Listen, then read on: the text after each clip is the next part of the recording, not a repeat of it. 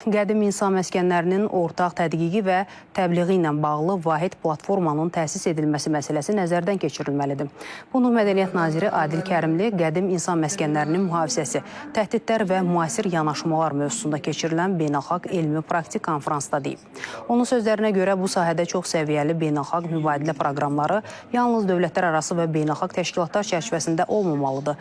Elmi institutlar, universitetlər, beyin mərkəzləri, muzeylər, hətta qeyri-hökumət təşkilatları arasında da mübadilə həyata keçirilməlidir. Nazir Ermənistanın işğalı zamanı dağıdılan tarixi abidələrə də diqqət çəkib.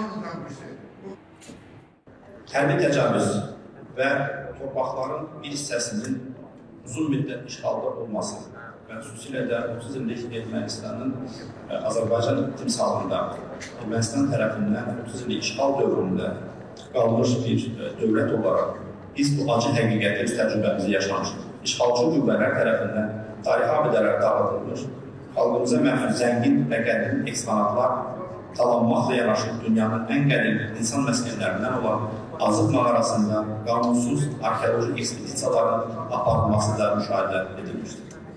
Bu xüsusda düşünürəm ki, ikinci panel sessiya zamanı müzakirələr çərçivəsində həm də beynəlxalq təşkilatların mövcud mexanizmlərinin təkmilləşdirilməsi və monitoring imkanlarının genişləndirilməsi yollarında mütləq olmalıdır.